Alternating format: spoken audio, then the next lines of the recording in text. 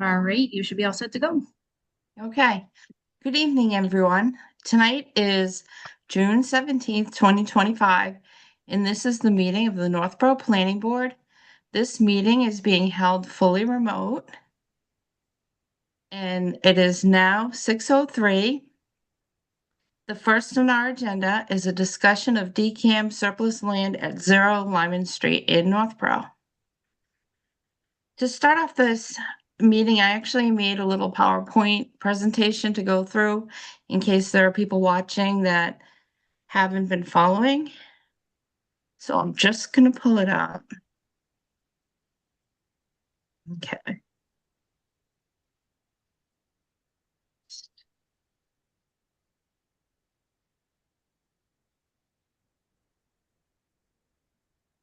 My show button's too low on the screen. Let's see.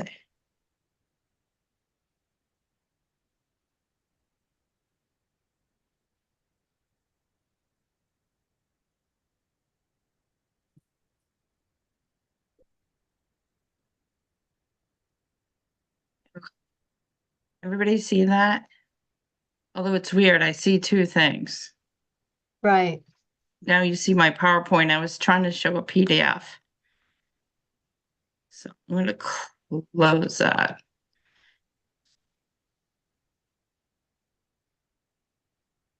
I saved it as a PDF too.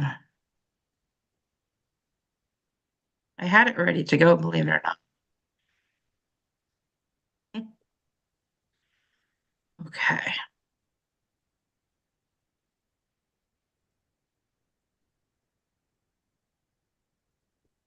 Now, did that come up? Yep. The map Be a is. PDF. Okay. So, recently, Amy, can you expand your screen? oh, I see it full screen. So you only see a little? It's just a small. So if you click on the box next to the X on the upper right-hand corner. Mm-hmm. Yeah. That made it small for me. Hmm. You know, maybe I'll bring it up as a PowerPoint. Because It was bigger before as a PowerPoint. Okay. And when I looked at it now, when I was just talking to you guys, it was full screen on my computer. Hmm. So, try this again.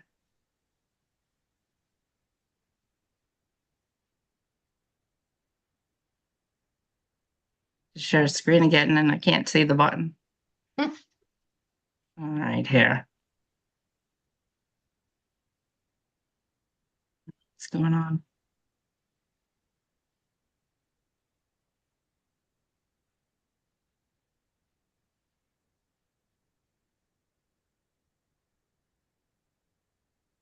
Now is that? I know you can see all the left side. Now is that full screen? I know it has little floors on the bottom, but can you see the parcel? Yes. Or is it full screen now? For the most part. Oh, really? It What works. else do you see? It's better than it was before. Yeah. What can you see other than the PowerPoint? Maybe if you click a slideshow I to did. make it bigger. It looks fine to me. Well, I am on that's fine. slideshow. Yeah, it's fine. Let's move on. Okay. All right. Well, what I see, and hopefully you guys see, is a picture of the parcel. The parcel at 0 Lyman Street. Yep. And now do you see the wording on the screen? Mm-hmm. So, included in the Affordable Housing Act was Section 122.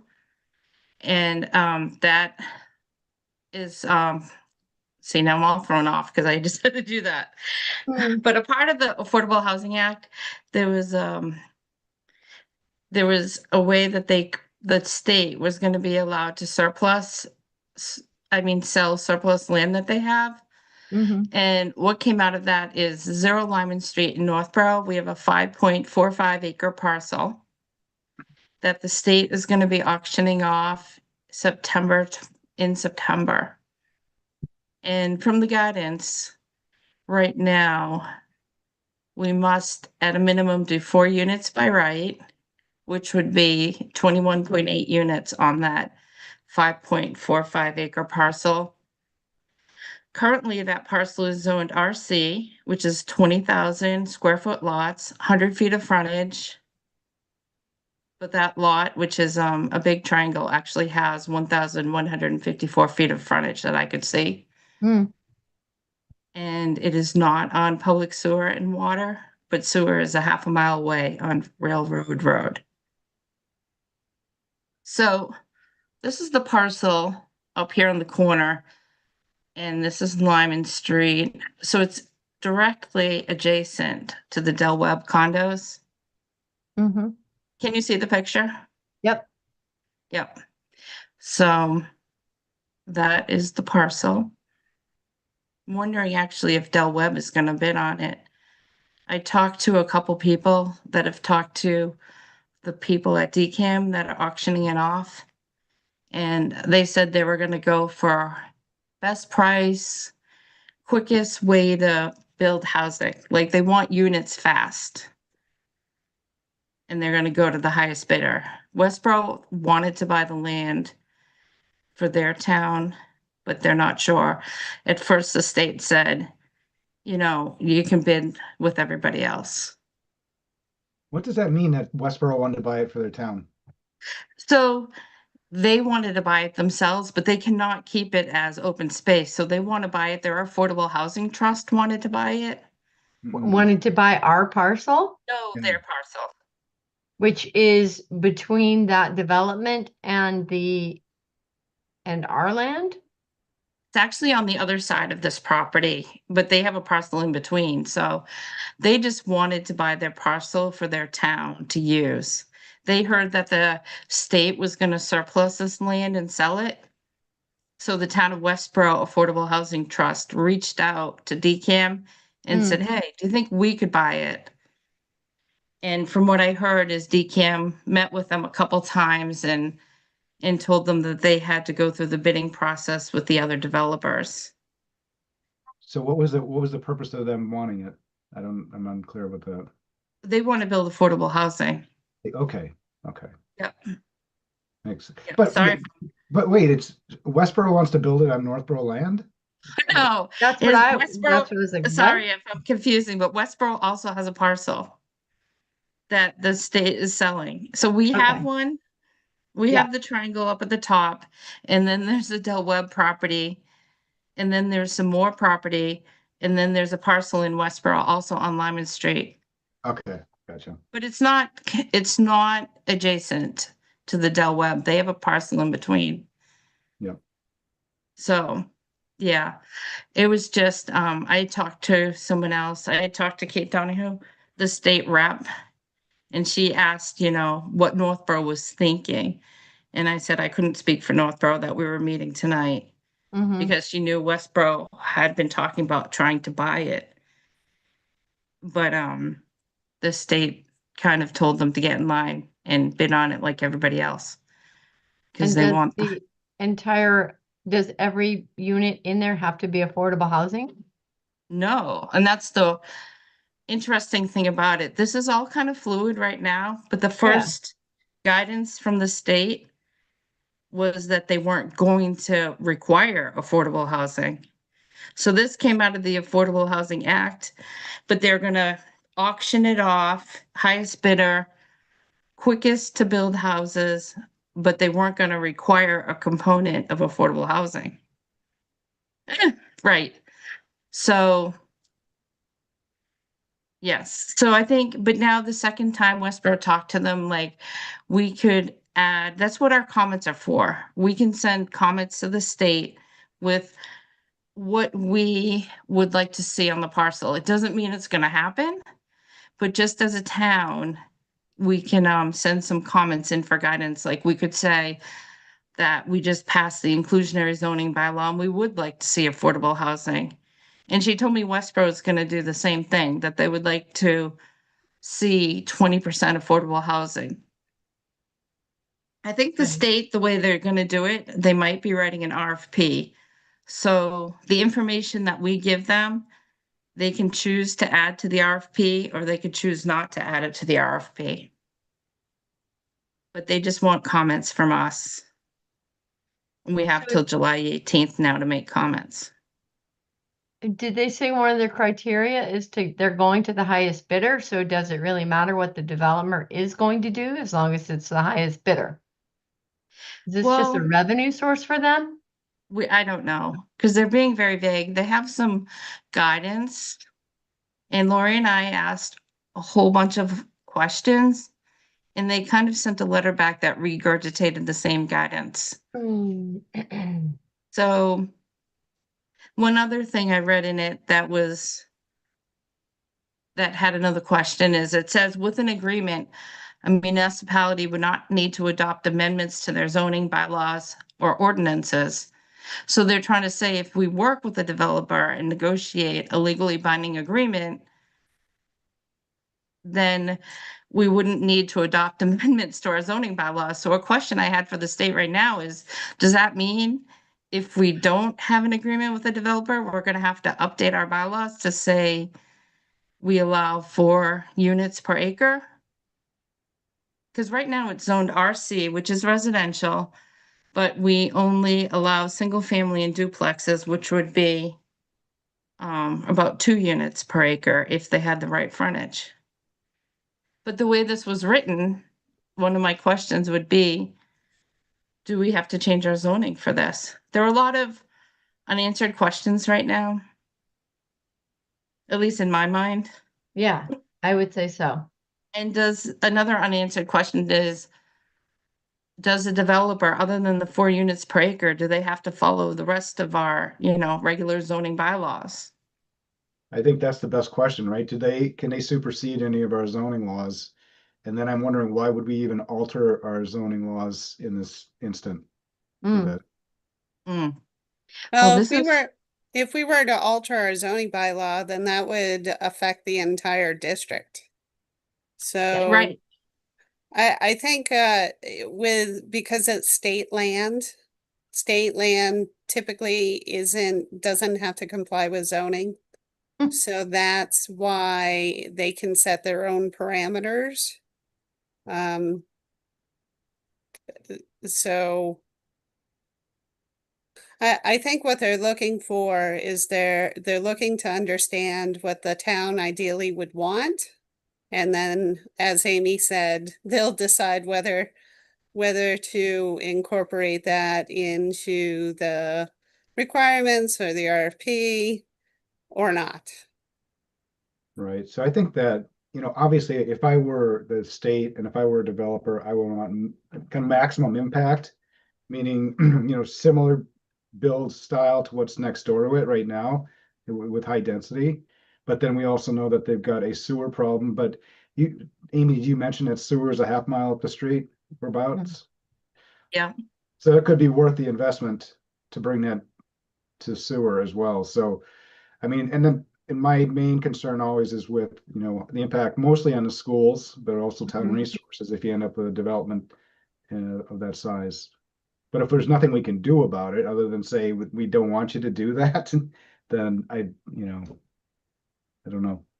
Well, right now, from what I could gather out of the guidance, is we're not allowed to say they have to do any waivers, variances, special permits.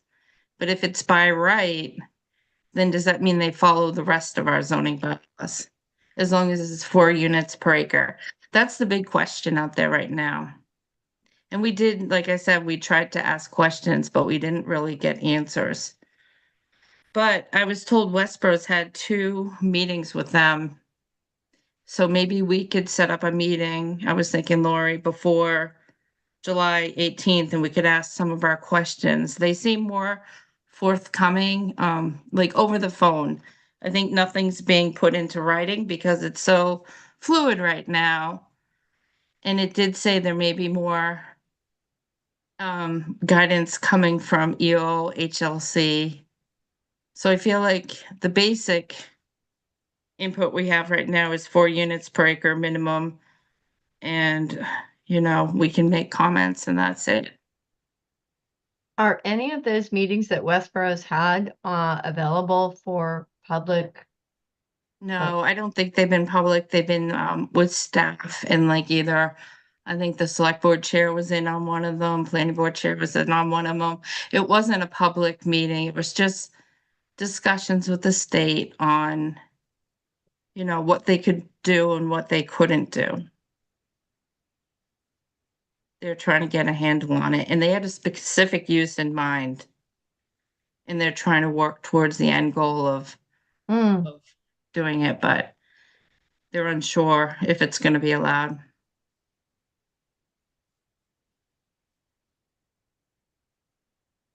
So Well, right now, it did say we could reasonably regulate, including bulk and height of structures, lot area, setbacks, open space, site plan review.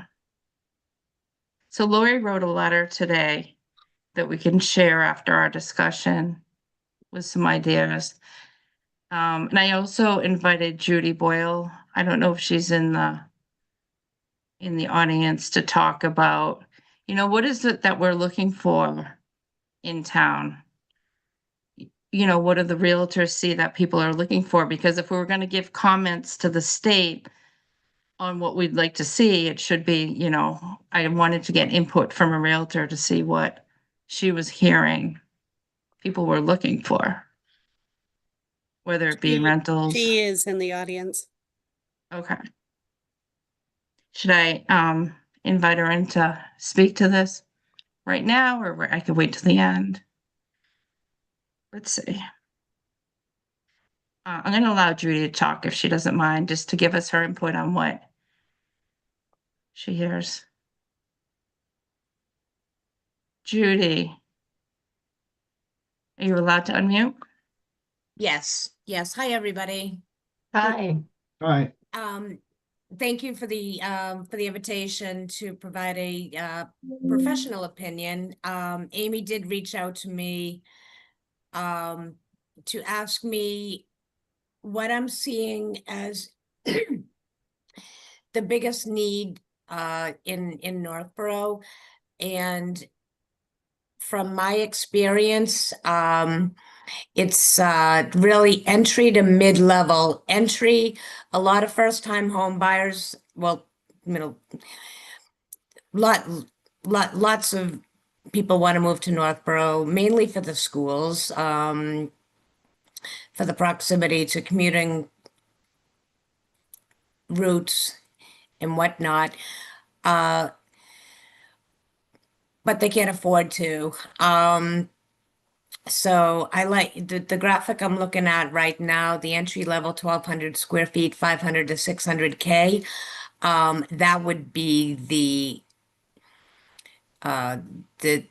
most favorable price point to bring some first-time home buyers into the area. And even at that price point, it may even allow some of our teachers, our public safety employees who might otherwise be able to take advantage of 40B affordable housing, that might put it in put it to a price point that they might be able to purchase in the communities in which they work. The next range would be the mid-range, the 700 to 800K there. It would permit a lot of, I'll use the term empty nesters to downsize without sacrifice, and bring a lot of home buyers that purchased entry-level homes to upsize.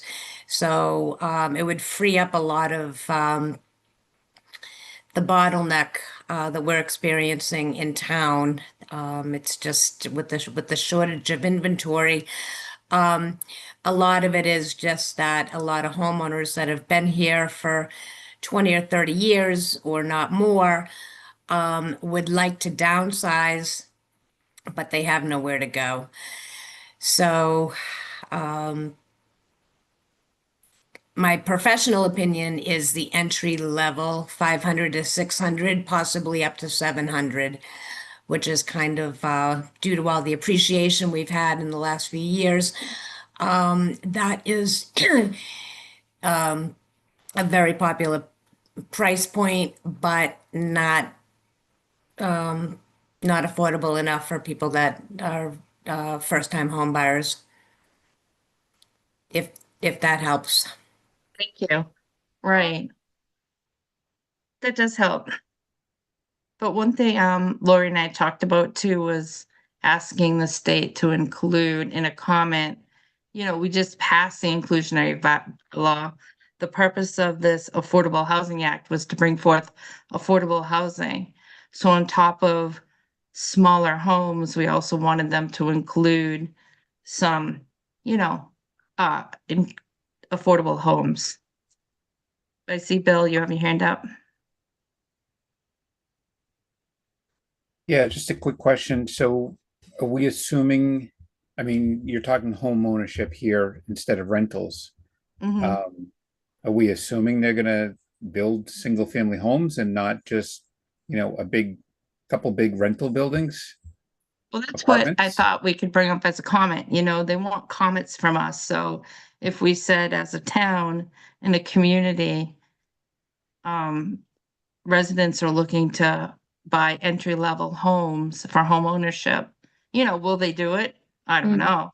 But I asked what they were looking for comments, and we didn't get a reply, so we thought we would just make all the comments that would benefit our town and people looking to move into town. Right. Mhm. But it sounds like from the response we did get that they're looking to build as much housing as possible.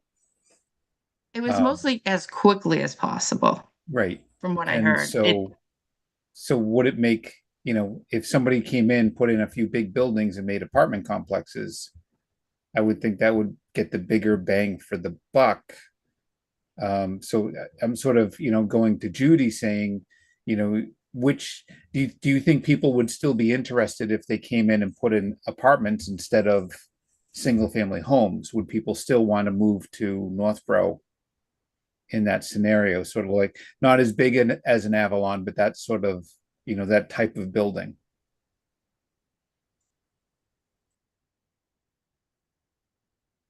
Bill, a big limiting factor here is there's no public water and no public sewer. So like I know for the Motel 6 property that's being renovated, the septic system that they needed to support that building is so large that they had to buy another parcel of land, which had a Right. single family house on it, knock it down, and then build their septic system on that parcel. Yeah, but I think in our last conversations, we were thinking that, the septic was on the other side of the town line, right? Half a mile away, if you're a developer coming in looking that, you could make $1 million in rentals, um, you know, what's another 100,000 or 200,000 to extend that to that half mile? It'd probably be millions. Isn't that crazy? So hey Lori, where's the closest water to this parcel? Town water? I can look on the GIS. Let me just bear with me a minute while I do that.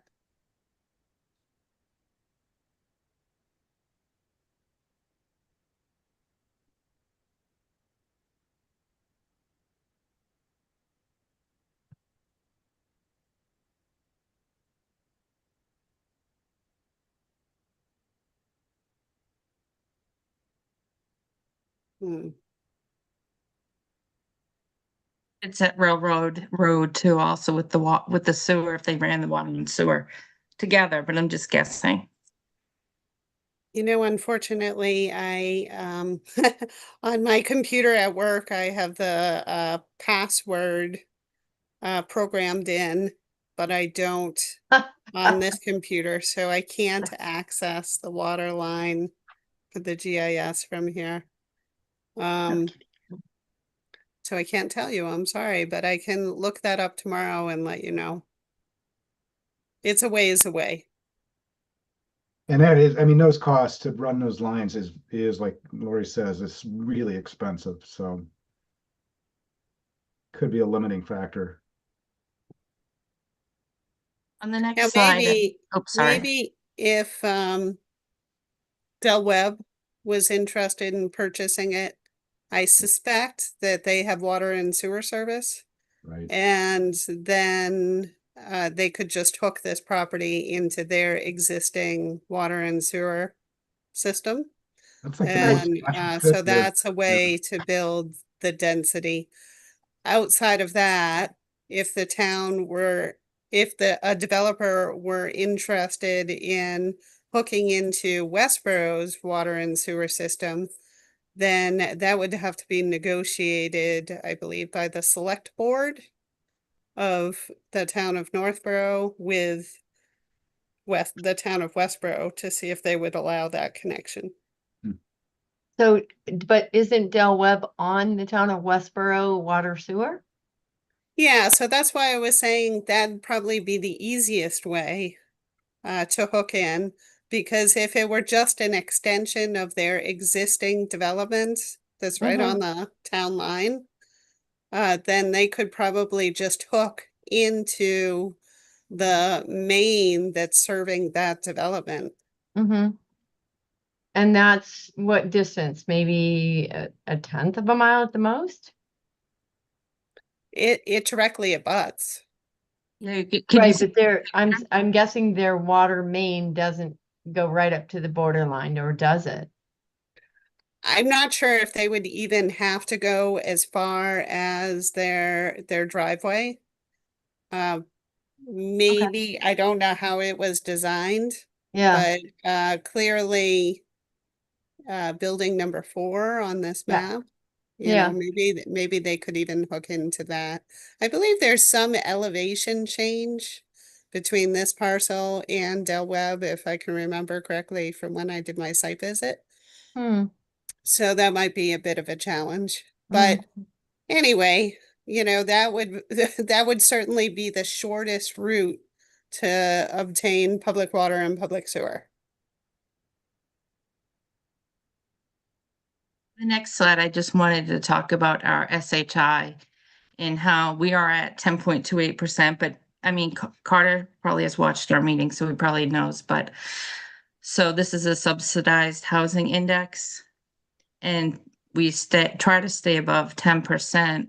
Mhm. So if we fall below 10%, then we open ourselves up to a 40B. But we've done a good job, and actually only 20% of the towns in the state are above 10%. So, but if we did 100 new units without affordable housing, it would bring us down to 10.11, and 150 new units would be at 10.08. So I was using that just to show that I would think as a comment from the planning board and the zoning board, we'd want to see at least the 15% affordable housing, similar to our inclusionary zoning bylaw, which we just passed to try to help the state with their affordable housing goals. So it would be a shame if they said, no, you can't do that after, I feel like we're trying to follow along with what they're looking for. Right. And This I is just a- wanted to clarify that number is based on the number of housing units that existed on the 2020 census. So housing units have been constructed over the last 5 years at an average pace of about 8 units per year. So if you take 8 units times 5, then we're already well on our way to that 100 new units. So that of course is 40 units. And it's not always 8 units. Some years it's 6, some years it's more than that. I'm just using 8 as the average. I was just hoping the state will be, kind and allow affordable housing since that's what they're looking for. And we're trying to do it. Right. You would think that their mission would also be to align with what they're proposing for our goals. Mm. Yeah, If- and they might be, at first it sounded like they weren't going to be, but now if they listen to the other towns, they might, Yeah. but nothing's definite. So If this is this- just, Oh, I just had to, yeah, I mean, if the state is looking for a lot of units built quickly, if we express that we also want that, do you think they'd be more willing to listen to how we want that to happen? I would hope, but I don't know. I don't know what they're thinking.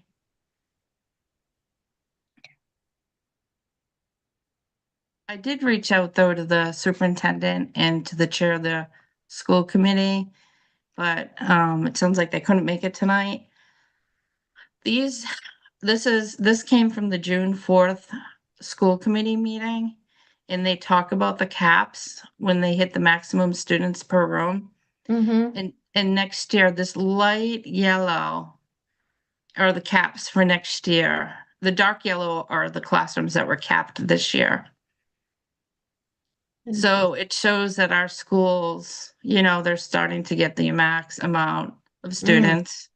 And the ones that aren't capped, like the cap here is 40, so it's one student away. This one's one student away. So that was the only thing I was thinking of. I wouldn't want to use this as a comment to the state, but as a town, I would hope we would take it into consideration and, stick with the 4 units per acre, which is what the state was recommending. Because there was a lot of discussions at town meeting about Proposition 2.5. And if we go over the caps, we're hiring new teachers and the cost will go up and it'll affect the residents and the seniors who are already here in town. So, Lori, I have a question on if there's any way to really manage the growth. Let's say a developer, the state wants the fastest, the housing built the fastest. Let's say a developer comes in and puts up whatever 21 houses in the next year and a half. Is there any way for us to manage that smartly and in a, I would say, a healthy way for the town? Well, they are particularly sensitive to any sort of caps on the number of bedrooms or, saying that they want it to be 55 and over housing only. I know from going through the MBTA process as well as the accessory dwellings, they want family housing.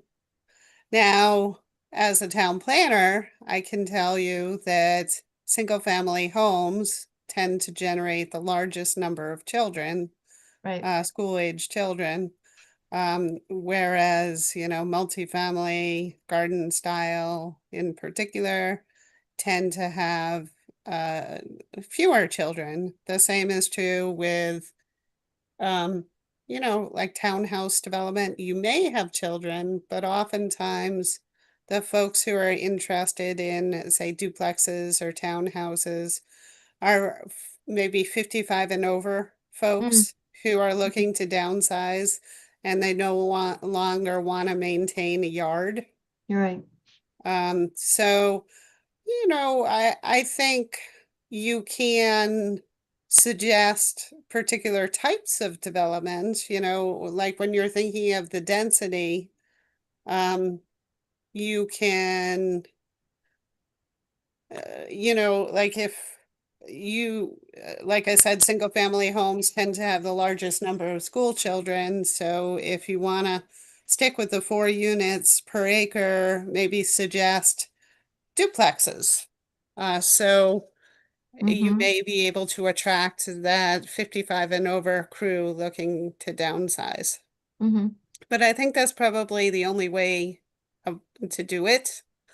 I don't think they're going to look kindly to just saying, like I said, well, we want to limit the number of bedrooms and we want to limit the age. I was thinking more the rate of growth in the sense of, like you might in a subdivision, say you got a phase one, a phase two, and a phase three, so that the town and the municipal services have a chance to really wrap their heads around what's going on. So, because I definitely have some concerns. We just did the MBTA, we've done inclusionary, we've done ADUs, and now this, and I feel like if all of this starts to come together in the next year or two, 3, 4 years, we could really be in a really difficult element of trying to manage growth in a healthy and smart way. Well, as Amy said, their goal is to have these units built as quickly as possible. So Right. I don't think that this is going to be an opportunity for the town to say, whoa, slow down, we want it to be phased. I don't think they'll be open to that.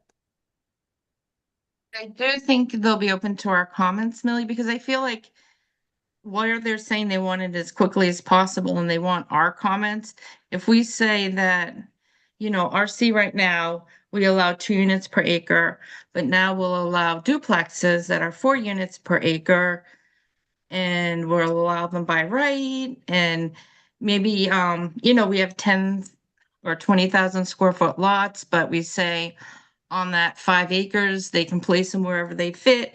If we make it easy for the developer, then that's how they do it quickly, I think. What they Mhm. don't want is roadblocks, like saying, Right. yeah, they don't want roadblocks. But I think if we do basic things, like Lori said, like we said, okay, you can do duplexes. Then the developer might even work with us if we say, that we want a sidewalk or we want a common open space. Or we want single families versus rentals because that's what residents are looking for in this area. They may listen to us, they may not. We might only get one bidder. I don't know who's going to bid on the property. It could be Del Webb. And if it is Del Webb, will they allow the 55 and over? I don't know. I would think so because Westboro has it, but Yeah, I I'm do know, not looking to put up roadblocks, but I'm just looking to have some way to, if all of these things come together, let's say interest rates become favorable and all of a sudden building and construction is something that is affordable, this could be a challenge. definitely. I think those are good points, totally. And I think with our other projects that we get in front of us that aren't state-owned land, we could take that into account Mm-hmm. where we can. Yeah. I also just noticed on some of the stuff the state was putting out that this wasn't like the first round of properties they were going to be trying to sell. Is other state property in town potentially also they're going to try to do something similar? They haven't let us know of any other property in Northborough. Mhm. But I just noticed on the website that they were posting about it that they would be looking at what other proproperties they can do Yeah. the same with. So if Hello. it's more in Right. town or Right. not. Yeah. Nothing. Can you in for the night? Oh, Oh, Judy, I can put you back in the audience. Oh, sorry, I'm actually on a planning board meeting on Zoom. Okay. I just took off her right to talk, so if she wants to talk, she'll have to raise her hand. Okay, I know Rick is in the audience. Let me see. I don't know if he wanted to add anything. Okay, He just Rick, put his hand up. Yeah. I just promoted you, so Okay, can you hear me? yeah, I Yes? can. Yes. Okay. Yes. Yeah, I think you guys are moving in the right direction. I think it's important in the comments to emphasize our desire for some affordable housing to be part of the project. The other thing we have hanging over our heads from market rate housing is this 80-unit project on King Street, which has been approved by the ZBA. It's not clear yet what the developer is going to do over there. But if in fact, in the next year or two, 80 units of market rate housing go on that King Street property, combined with the normal growth of, 8, give or take, units a year of market rate housing in the rest of town. And this project, we're going to get below 10% sooner than we want to, which then means, my my feeling is that baseball property across the street from Avalon is up for sale. That'd be a perfect place for, if we fall below 10%, for someone to come in, purchase that property and put in something of the scale of Avalon across the street from Avalon, and then we'd be in serious amount of trouble as far as residential unit increase impact on town services. So Hmm. I don't think we have to be that clear. If from the state's perspective, they might favor that. They might like us to fall below 10% because then more housing would get built outside of our control. But I think we at least have to make the point in the comments where we stand relative to 10%, what we've been trying to do to manage that in terms of our own infrastructure and planning, and come on pretty strongly that we would strongly recommend that whatever development gets done here has a component of affordable housing, that we'd be willing to work on a friendly 40B with the developer, be willing to, increase the number of units for an agreement for a certain amount of affordable housing to be built. So I guess my comment would be that our comments ought to strongly recommend that when the RFP goes out, that the state recommends that affordable housing be included as a component of the project, and the town is willing to work with the developer, to make that happen. And as Amy said, to sort of put back to them that this is all being done under the auspices of the Affordable Housing Act. So both from the state's desire to build affordable housing and from the town's desire to build affordable housing, we can work together to make that happen. So that'd be my comment about kind of a focus of the comment letter, among other things that, you're probably going to want to put in there. But, like I said, there's a potential still for some significant market rate housing going on in town. And like I said, I'm not clear what the future of those 80 units on King Street is, but if they get built, that's going to put us perilously close to 10%, not considering this project, and that'll probably could put us under 10%. So I So- guess that's my comment. Are you saying that those 80 units wouldn't have to comply with the 15% affordable? They were permitted before this went into effect, so they're grandfathered under the old zoning. Yeah, got it. And so then you think that that's worth bringing up in our letter to the state, that we have a potential 80 unit market rate housing coming on that would affect our percentage. Yeah, you might. I don't know, Lori, what do you think about getting that specific? Whether you want to Yeah. sort of get into that or just basically say that, based on the amount of market rate housing we have now and, units permitted, already permitted in the future, that Okay. 10.28% could potentially fall down to very close to 10%. And if this project doesn't include any affordable housing, it could put us below 10%. Yeah, I'm not sure I how think- specific you want to be, but. that's a good point. I think that's a great point, Rick. Thank you. I wonder if the state really cares about below or not. They Like say I said, they care, they may think that having another big 40B done in Northborough is to their advantage. Exactly. and that's But not ours. unfortunate. But I think we have to make the point though. And I think, as Amy said, it is the Affordable Housing Act, so Right, there could be some affordable housing as part of this project. Absolutely. right. Lori did do a draft letter that I could bring up, or should we, or we could take comments on what you feel as a board. But I know my feeling would be to keep it as minimum with the 4 units per acre to start and see how we go from there. I think Lori had a great comment about the duplex triplex being usually not so much families with kids, more so as to whether it's people starting out without kids or people sunsetting. But I'd almost want to put that in there as incentive to add to housing, because I think she's absolutely right that it's going to have less of an impact on the schools. And I so we also do think, include, sorry. I mean, something I would personally prefer as much of the property to remain open space as possible. So by reducing the number of buildings that are built, so more units per building, that's taking up less land of the property, that would keep more of it open space, would also have the same effect there. And would you also include townhouses in that type of structure?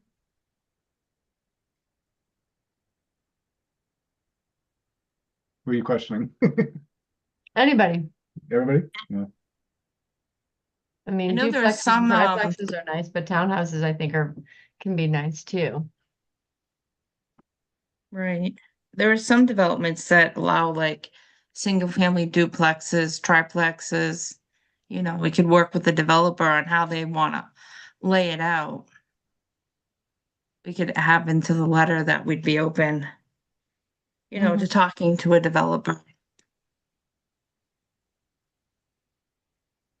Do you want me to bring up the letter, Lori? Or does the board want to see the possible start of the letter?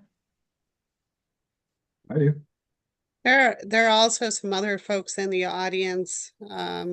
Oh, do they have their hands I raised? see Julianne is in there, Fran Backstrom, Ray Carlson, Scott Rogers.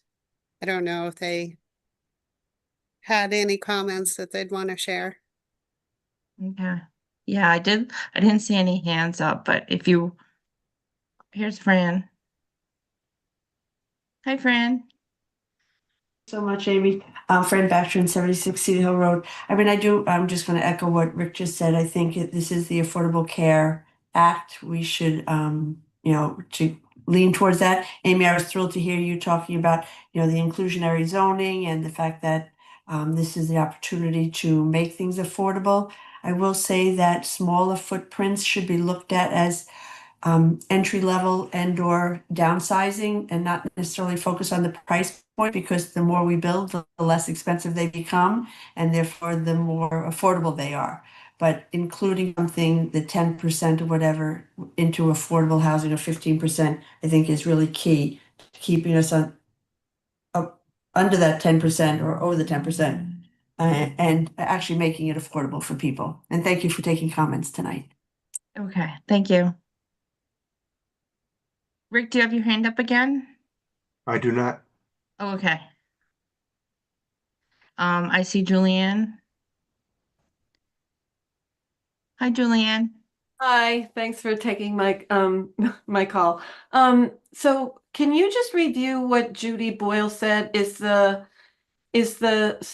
smaller square footage house in like a $400,000 to $500,000 range, something that real estate agents are asked for frequently?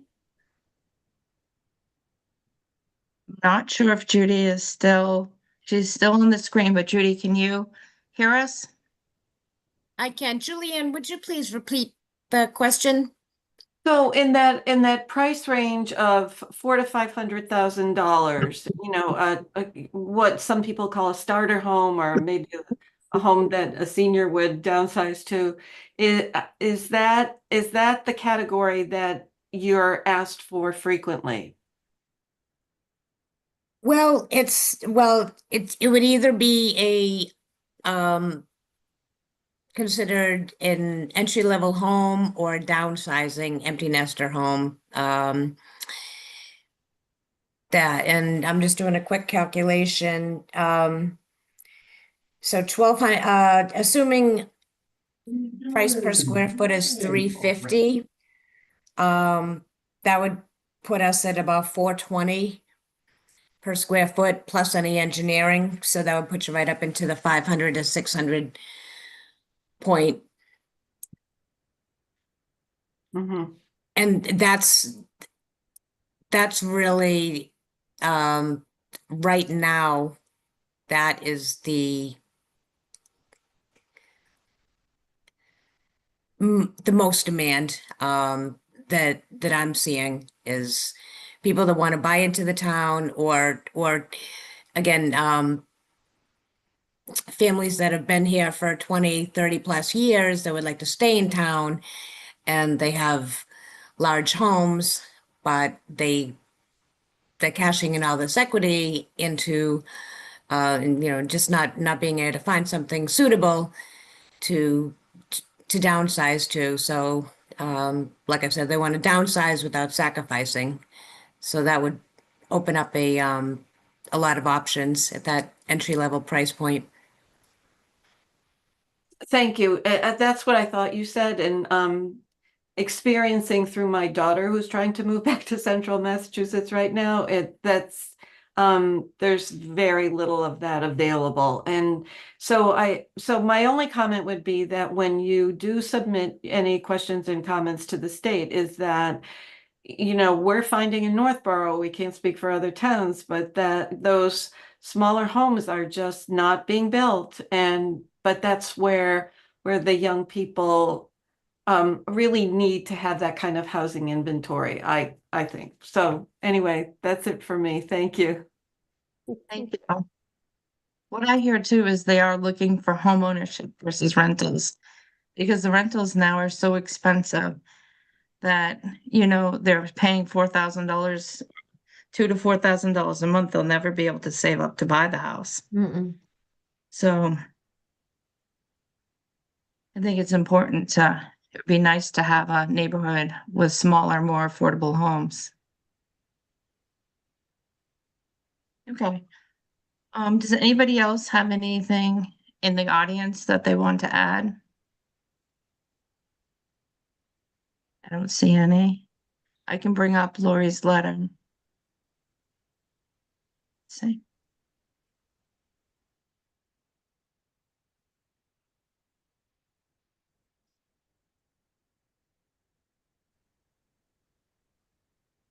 And this was subject to change because Lori and I knew that we were meeting tonight and we're open to all your comments.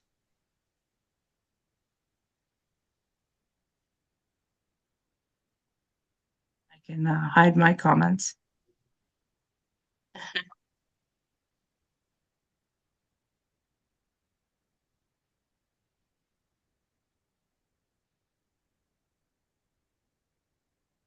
We can send it out to the board because we do have until July 18th now to send it in.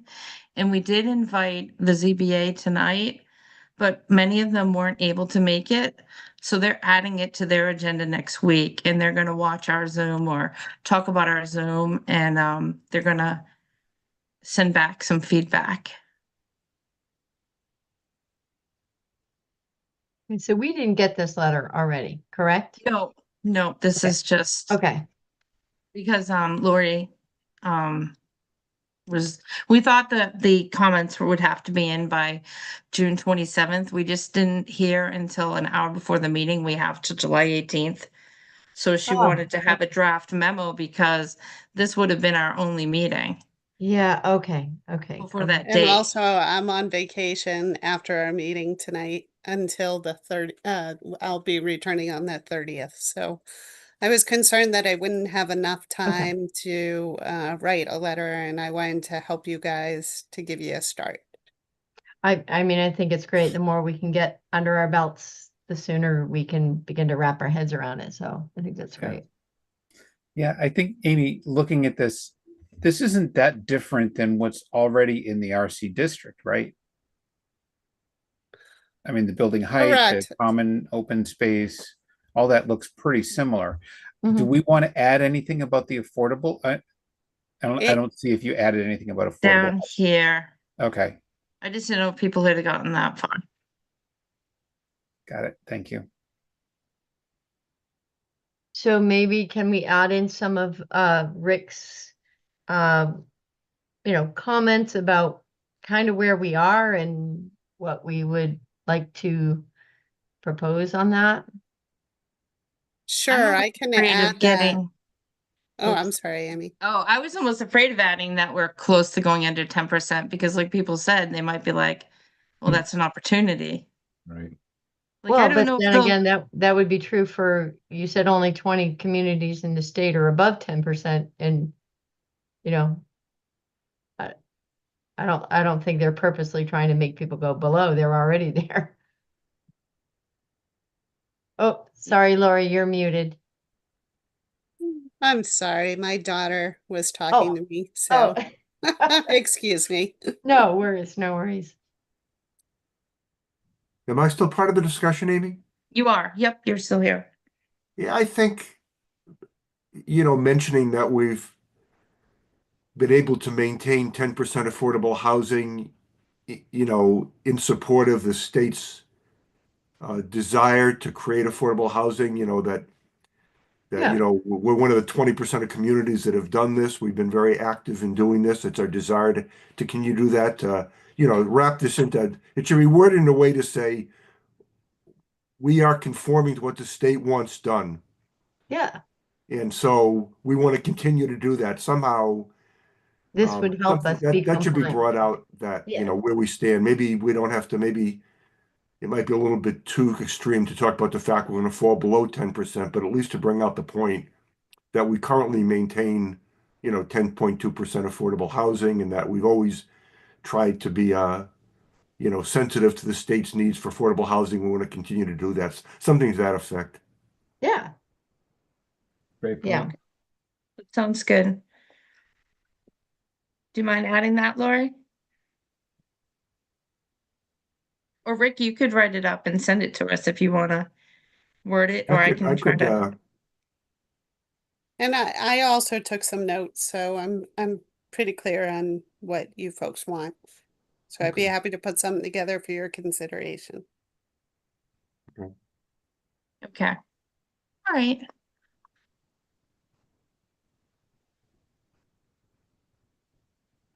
Does anyone else have any more comments?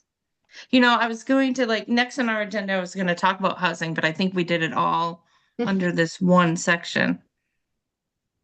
Or, I mean, Did- can we, or Oh, sorry. Go ahead, can you, open the letter up again? Sure.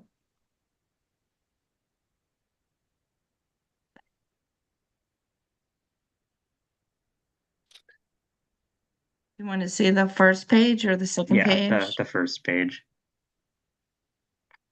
I gotta So put you're my- saying, I mean, those, like the dimensional requirements, are those just what's currently the zoning district? No, No. So this would be a loosening of the requirements. So right now, Okay. we allow 2 single-family homes per acre or 1 duplex per acre. Or it's actually 30,000 square feet. We have side setback requirements of 15 feet. So right now, buildings would have to be a minimum of 30 feet apart. So this would provide some more flexibility by only having them 20 feet apart, which is sufficient according to the fire department for the fire apparatus. Mhm. The minimum front yard setback in the RC district is 30 feet. So I'm proposing 15 feet, because once again, I was trying to give an incentive. So a loosening of our standards. The minimum open space, I was thinking that especially if it was a condominium development, this kind of goes along with what you had suggested, Carter, that there be some area that could be enjoyed. Of course, if it's it's a condo, it's all common open space, but it would be nice to have an area with an amenity in it, whether it's a community garden or whether it's just a green area where maybe a dog park or, something.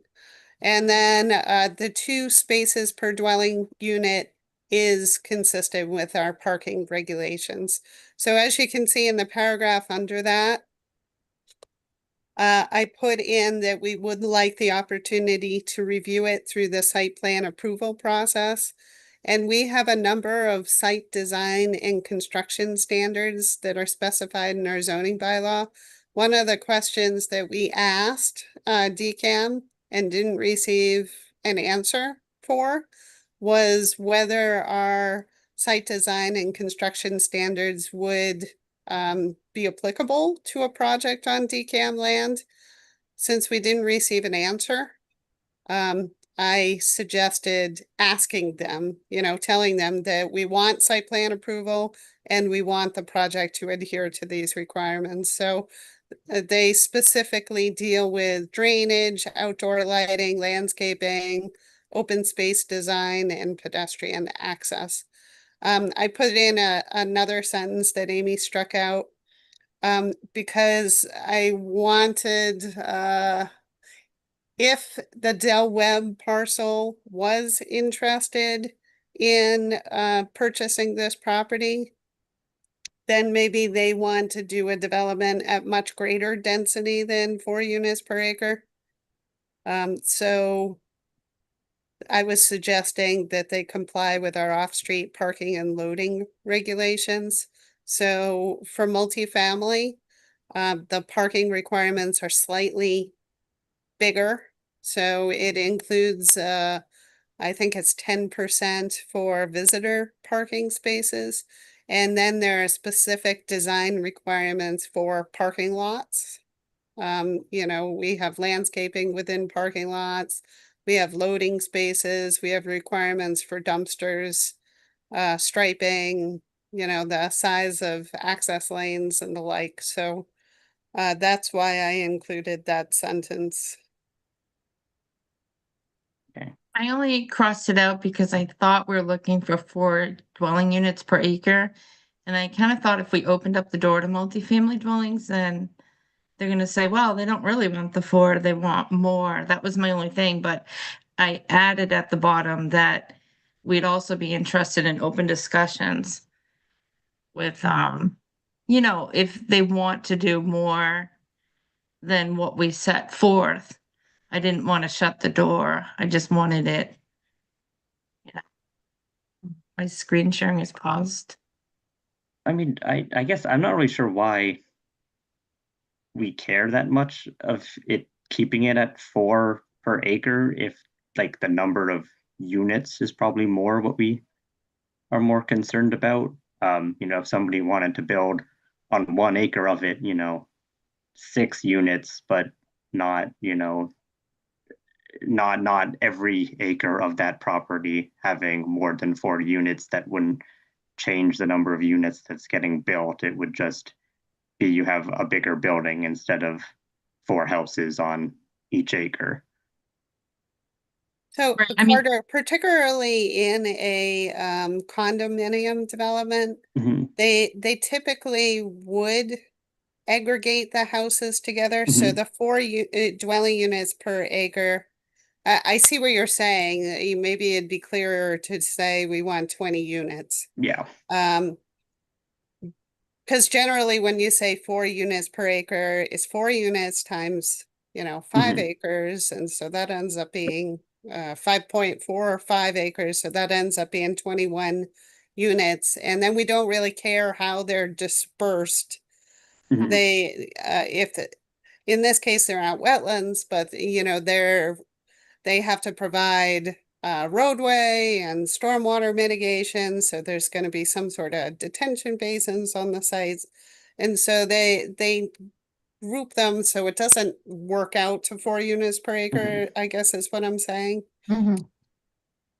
It's basically Yeah. just the calculation. So they do 5.45 times the 4 dwelling units per acre. Mhm. What do you think about this sentence get at a the bottom? total. Do you think it's And it could needed, be. not needed? I added that we're also interested, if there are bidders that have different ideas. Like, say we don't get somebody who is willing to do what we're asking, but there is someone willing to come forth. Would we be open to that? Or should we not even include that? But can you say that again, Amy? I'm not sure I quite. So there's a red sentence here where I wrote the planning board of approvals and zoning board of approvals is also interested in open discussions with interested bidders in a possible friendly 40B neighborhood setting development. So I don't know, maybe I should leave it off. I added that thinking if there were developers who wanted to come forth with different ideas, we'd be willing to listen to them versus just what we were stipulating above. So like we're stipulating 4 dwelling units per acre, distance 20 feet. And that's really what we are looking for. But I was also adding that we're also open if someone else has a different idea. But maybe they know that. Maybe we don't even have to add that. So I don't think that they would have to, if they wanted to do multifamily development, I don't think they'd have to go under 40B because this is state land. So I think they just build it at the density that the state is willing to give them. And I don't think we really have a say outside of site plan review. So you don't think if we write 4 dwelling units per acre, you think they can come in and do whatever they want? The amount of, If the state allows them to do that, then yep. I didn't know. I see There's 2 people there's now. definitely the potential for a bigger project than 4 units per acre to be built. That's why I think it's important to emphasize some of this has got to be affordable. Mm-hmm. The other thing I I was just- thinking, Lori, is up in this where the bullets are on the first page. Once again, to show how interested we are in cooperating, would it be helpful to put what our current zoning says and how we're willing to loosen it? So it says minimum density 4 units per acre compared to our current zoning of whatever it is, minimum distance for buildings 20 feet compared to our current zoning, which is currently something bigger than that. So just another way of showing that we're willing to cooperate. I think that's a good point. Sure, we could Yeah. do that. I think the only one that wouldn't change would be the bottom one, I think conforms to our current zoning, but I think the other ones are all loosening our zoning, so I might as well let them know, we're working with you guys, work with us. Good point, Rick. Thank you. I see 2 other people who had their hands up. Julie and Harsh, you had yours up first.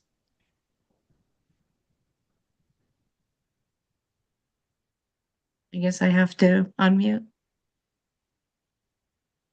Yeah, hi. I just you're talking about more high density and most likely the state will declare that they want more apartment buildings or however many units they can fit on that property. But I just want to kind of reiterate the point that are we missing what people are really looking for? And is the goal here just to build housing so that we can say we're building housing, or is it really to to pave the way for the future for young families? I think a point was brought up earlier that rents are very high. They're almost, mortgage payments. And if we could provide housing that is not going to be, 100 units on this property, but maybe a little bit less, but something that will build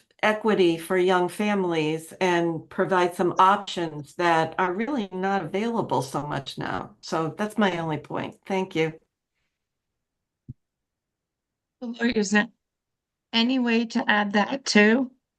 That the reason why we're doing this type of housing is we do want to pave the way for the future for the younger families or for the seniors to downsize. The reason why we're picking this type of housing is it's because what is the greatest need in our area. We're really looking into it. Sure, I can add that. I mean, because on the agenda for the meeting, we were also going to have, I guess, a more broader conversation about housing. Can we I don't know, we're kind of doing that, but specifically talking about just this one property. I mean, can we maybe broaden like what actually kind of housing do we want in the town? And then, you Yeah, know, we can do that after. yeah. I just want to Um, finish up what we want Lori to add to the letter first. I was just thinking, I mean, if we're saying we need this in the town, so we want to say that to the state, but before we talk about what do we need in the town. Right. Well, that's why we talked to Judy to see what she's hearing, what people are looking for. And there's a housing plan. It is back to 2012, but it talked about, first time home buyers. And a housing need. But we'll definitely get into that. I just wanted to make sure first that everybody has all the ideas that they wanted to put forth in the letter. Fran has her hand up. Okay, Fran? Thank you again, Amy. Just so that I understand, this letter is meant to explain to the state what we would like to see in the RFP, that the bids that they grant to this 5 acres. Is that correct? Okay, so then we should put what we really want, not, throw everything at the wall and see what sticks. So I think that it is smart to say that our normal zoning is X, but here we're looking to do Y, and it's because we want to, invite those, first time property owners and or people downsizing, because this is what we want it to be. We might get stuck with anything, we don't know, but at least we're telling them what we want. My second though is a question.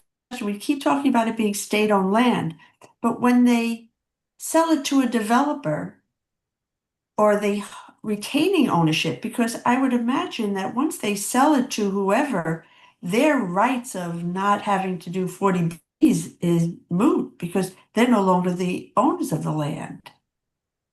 They did write in the guidance, they're going to put a deed restriction on it, that it can be housing only. And they did say 4 units minimum. So maybe Okay. that's what I'm trying to figure out, what the guidance is telling us. Like, I know it's going to be the deed restriction, but after they do sell it, does that mean the developer now comes to the town and they do have to follow our zoning other than the 4 units per acre? Or does Right. the state, when they put it out to RFP, say, you can do whatever you want? I don't know. Then I think that since we are uncertain of that, I would be very specific in this letter as to what our wish list is and not throw just everything up against the wall and see what sticks. So, I mean, I think that what you have is fine. And yes, of course, we would have discussion if somebody comes up and, the state grants a bid to a developer who wants to put a 5-story high rise. I mean, we're not going to have any say over that then, right? So let's tell them what we really want, not what we'll take if we have to. And Right. thanks again for taking comments. Thanks. But to that point, Lori, once this gets sold privately to a developer, this is now a project located in Northborough. The people who live there are Northborough residents. They become Northborough taxpayers. I mean, I guess the question, it's not still state land anymore. I mean, has it now become part of the town of Northborough? I think so. And So I'm it speaking transitions for from being Lori, but state-owned property to now part of the inventory of the town of Northborough. So I'm not quite sure, as we had mentioned, we had a number of questions that we put forth to DCAM, and we didn't really receive any straight answers to any of our questions. So one of the confusing things is that it says in the guidance that pretty much they can ignore our zoning bylaws. But it's not clear to what extent they can ignore our zoning bylaws. I know, possibly what they plan to do is issue an RFP for a developer to develop the property. And so the state still owns the land during the development process. And then when the development is complete, they sell it to the developer or to a property manager or whatever the case may be. So I'm not exactly sure about that. But I think that in this letter, because we don't really know the answers to our questions, we should say what we want. And that's why I included that bit about the site design and construction standards. Because I want to make sure to the maximum extent feasible that they are going to comply with our regulations. You know, we have a set process of doing site plan approval. We have set standards that say how we want, these certain facilities designed. So I'd like them to comply. So maybe they would comply anyway, but because I don't know that for sure, I figure we should put that in our letter. I'm wondering if we should also have town council read the guidance and give us his opinion, because one of the replies is, she just sent back the guidance that we had, that we asked questions about, and she said, any more questions, reach out to your town council. So I'm wondering if some of the question we have, we ask him. I have a hard time believing he would know the answers right away, since this is all new to everybody. But their answer was to reach out to your town council. I don't know. Do we ask him some questions, Lori, and see if they know any more? We could. I think that'd be a good place for the question about what happens to the land after it's sold in relation to, does it become Northborough property like everything else? You know, the only state-owned land that has residential on it right now that I'm familiar with are the housing authority properties. That's all rental housing. Yeah, it would definitely be sold. It's gonna be, like for example, if it's a condominium development, then it'll be sold to people who buy the units. If it's single family development, it's the same thing. If it's a rental development, then it'll be sold to, a real estate company that will own it. So ultimately, the state is going to be selling the land. I'm just not sure where in the process that will take place. You know, is it going to be before it's developed? Or is it going to be after it's developed? Because that makes a big difference as far as zoning is concerned. Yeah. And once it's built, it's obviously they're not going to be knocking down the buildings to build in compliance with our zoning. I Well, wonder I just think if we should be it's, clear on beyond zoning. You know, what other town regulations will this property start to conform to once it's sold that doesn't conform to now or have to conform to because it's state-owned land? You know, Like, there's what a do you lot of the mean, Rick? regulations and rules of the town of Northborough have nothing to do with zoning that probably don't apply to this property right now. So it's my understanding that like Title V, it still have to comply to that. It still would have to comply with the conservation requirements, like the stormwater management bylaw. Lori, in your experience, has anything of this sort happened before where we have somewhat of a bit of a mandate from state-owned property I did in have other experience towns? in the past with a state police barracks, and they just went ahead and built it.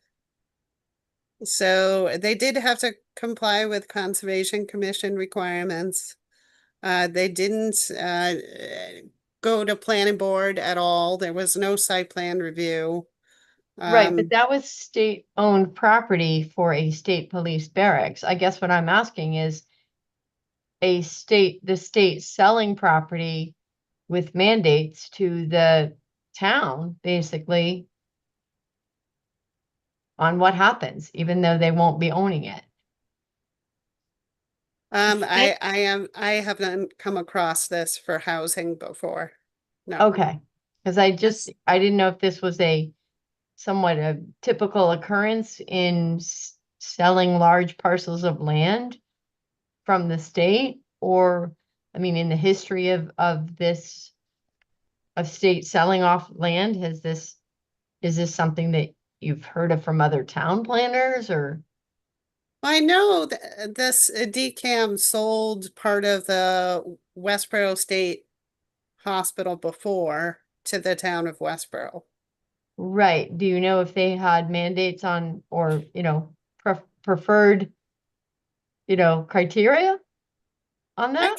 I can reach out to the planner. I know she's relatively new within the last maybe year and a half. But she might know something about it. Just be That's what curious the to Del see Webb property is. The Del Webb property was Westboro State, and they sold it to the town. But I don't think there were mandates on it. But the Northborough land was offered to Northborough too, years ago, like 20 years ago, I think. So Westboro State, when it closed down, the state offered for sale the Westboro side of it and the Northborough side of it. And I think the towns could decide if they wanted to buy their part. And Northborough decided not to buy the part. So on the Yeah, majority of it, they built a decam garage, and they did have to go to conservation for that. And then this piece is also Westboro State land.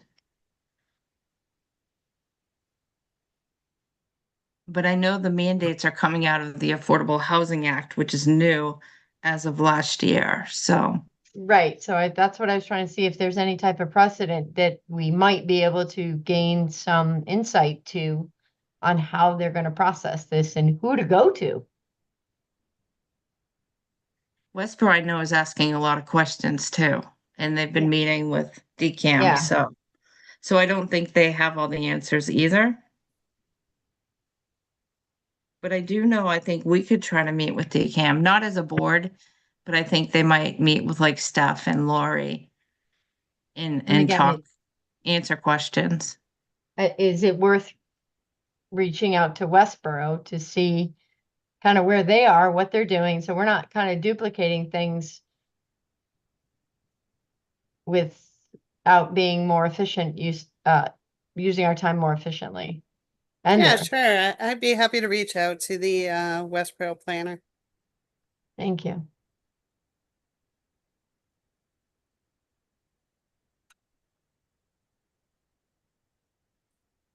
Okay. Lori, so since we don't need the letter submitted until July 18th, should we leave it open? Our next meeting is that July 15th? Yep, July 15th. It's not a public hearing, so we can just put it on the next agenda. And then we'll hear back from the ZBA. And if the select board also has any comments, they could send them to us. Okay. Does anybody else have anything they want to add?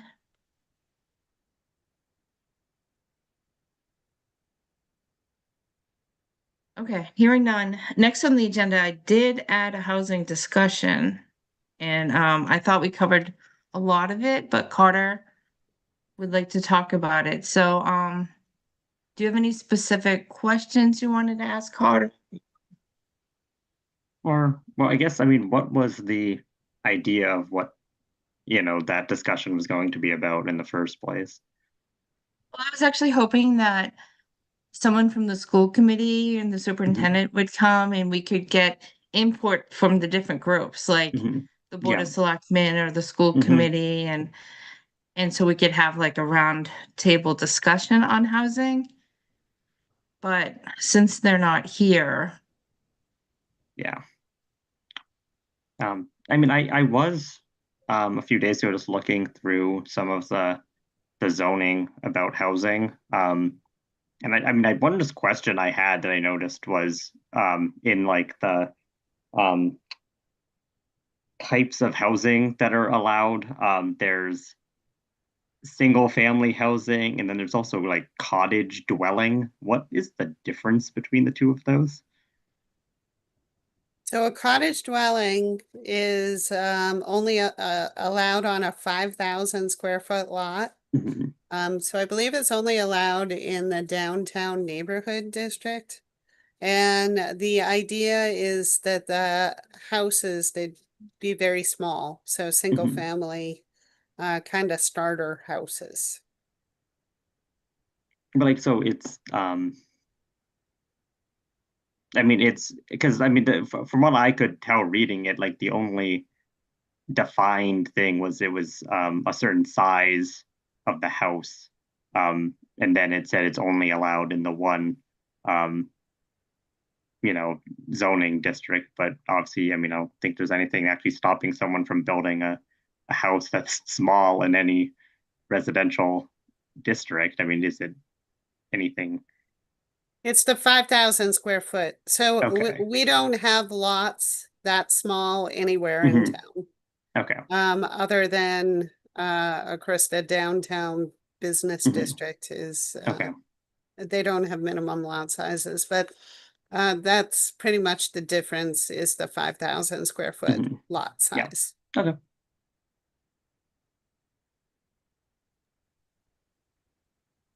And that they are allowed as one of the options in our new inclusionary zoning bylaw.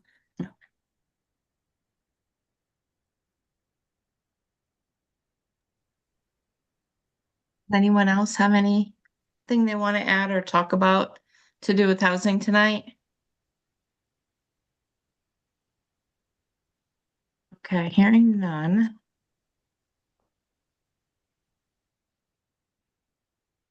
Next on the agenda is A&Rs, lot releases and bonds. Do we have any, Lori? We have none. Okay, and next is old business, new business. We have the minutes of June 3rd. And let's see, I can share them because I know Carter, you had some additions and questions. Let's see.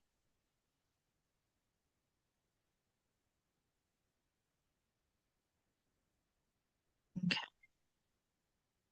Can everybody see these? Yes. Okay. The only change I had was Mr. to Ms. And I had that sentence. And then Carter had noticed that it was Mr. Blanchett. That was probably just a copy from a different meeting, a cut and paste.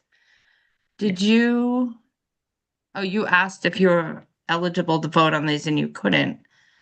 So Well, it should probably, was yeah, so what happened there, I believe that was because that was approving the minutes of, yeah, May 20th, and I was trying to ask a question, but then somebody made the motion to vote on it, so we started the vote, then I voted no, and then we changed something, and then we did the vote again. So I think that first roll call vote list should just get deleted is what, because okay. then the roll calls the next thing down. Okay. I was just wondering, maybe we had taken the roll call vote twice and then the second one, Bill made a motion to amend the minutes because you had some changes. So I was wondering, if we took the roll call vote to begin with. I But it does make think sense if from we the take it video, out. we started and then we just kind of interrupted it. I don't think we finished the first one, but if people Okay. that was different, then I think that's what happened anyways. But Okay, so that would make sense. We'll take off the first part right here. Just delete it. And then leave this as accept.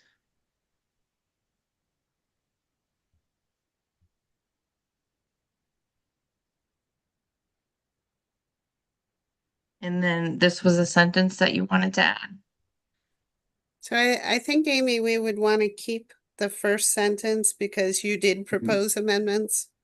And then, so we just delete the roll call vote.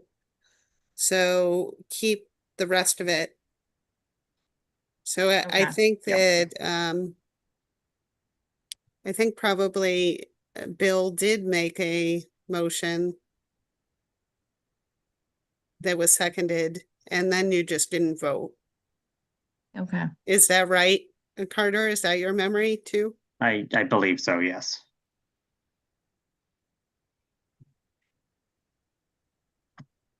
Okay. So if we didn't take the roll call vote, the motion died, and then we made another one? Possibly.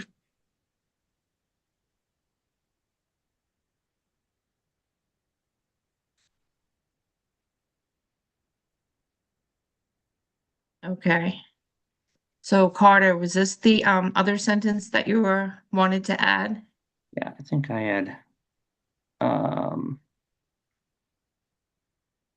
I'm just trying to remember because I had written my own. I cut and pasted it out of the email Okay. you sent. Um You can double check. oh well there was just another part on the previous one. I know there was just a typo. I don't know if you caught that one. But hold on.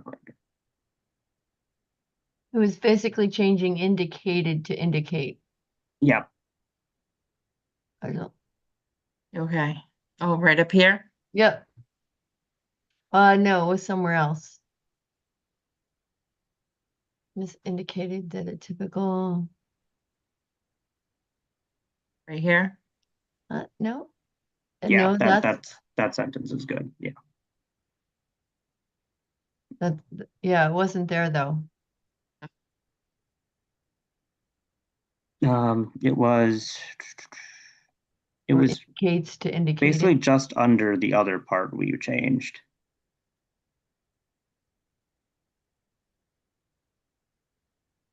It's just a typo. Yeah. Okay. Is it up on the screen right now? Oh, Mm, to indicate. I see. It's on the bottom of page 5. So it should be to indicate, not indicated. Mr. Brandon amended the minutes to indicate that he was unable to vote on the application because he did not attend 2 sessions. yeah. Okay. Usually what we do, I know you asked in an email, if we review the minutes in advance, what we do is Lori sends them out.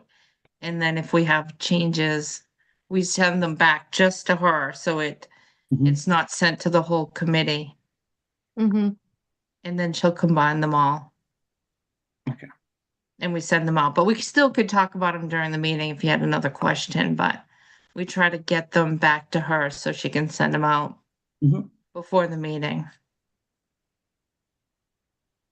And then you had also brought up that you didn't want to use your pronoun.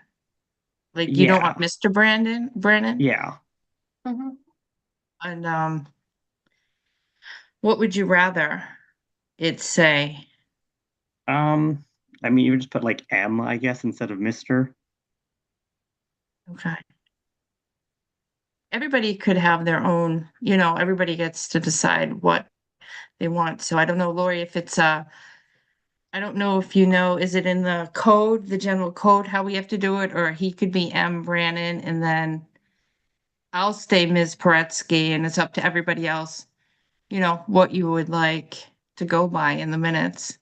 Or you could put board member Brandon, Yeah, because to me, that's- M I- Brandon might be like, is M the first name? Is Yeah. just board But I member think- Brandon. Or you could do Um, Carter Brandon. You Mhm. could also leave do your that. name. Yeah, I mean, yeah, I'm just whatever to keep it somewhat consistent of not everyone having something completely different.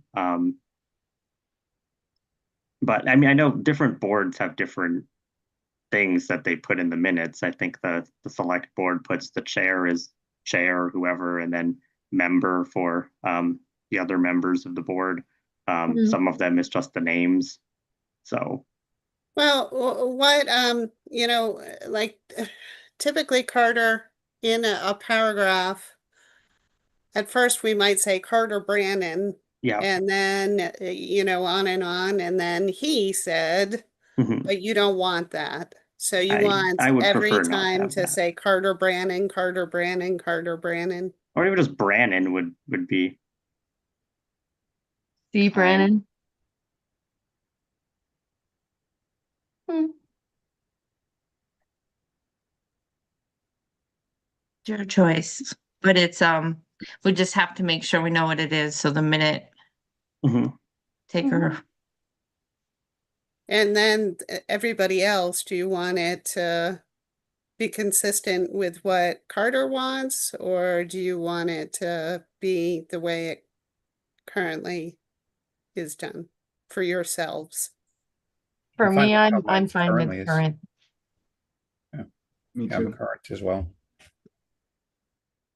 What did you say, Bill? I didn't hear what you, the current? Yeah, I agree with Millie. Just, for me anyways, staying current to how it is. Yeah, I will too.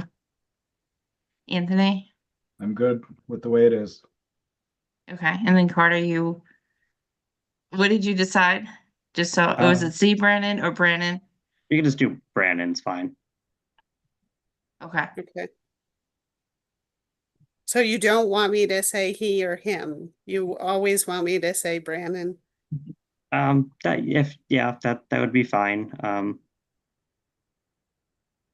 That would be fine, as in you always want me to say Brandon, you don't want me to Yeah. say?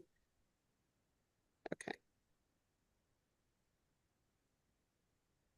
so I never took a motion on the minutes for June 3rd. Is everybody all set with the amendments? Yes. Yeah. Yep. Okay. Do I have a motion to approve the minutes as amended for June 3rd, 2025? So moved. Second. Second. Okay, roll call vote. Millie Milton, Aye. Anthony Zaitin, Aye. Carter Brannon, I Bill Pierce, Aye. and I'm an aye. Okay, the minutes have passed. Are there any subcommittee updates? Not for me. Not for me. None for me either. Our next planning board meeting is July 15th. And then August 19th. And so far, Lori, is it just the continuation of this letter for July 15th? Yes, I have received no other filings as of this point. Okay. All right, the next CBA meeting is June 24th. And the MPIC will be July 17th.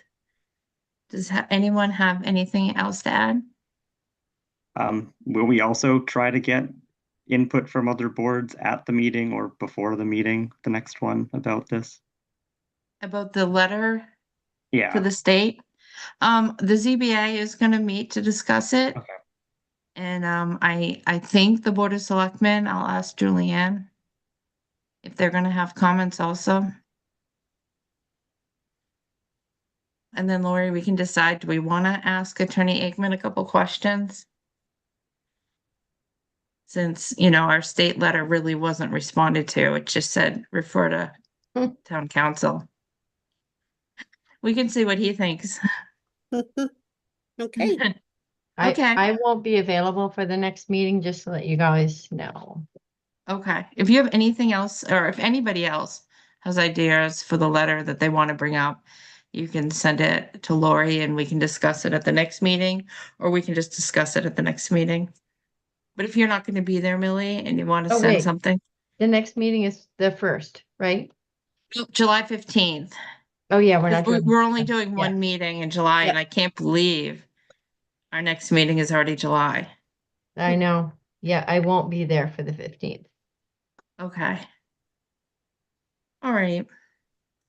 Have a great vacation, Lori. Thank you. Do I hear a motion to adjourn? So moved. Second, Second. Okay, roll call vote. Millie Milton, I. Anthony Zaitin, Aye. Carter Brannon, Aye. Bill Pierce, Aye. and I'm an aye. Have a good night. Night, everyone. Thank you, Good night, Amy. everyone. That was Next really month. good. Thank you. Bye.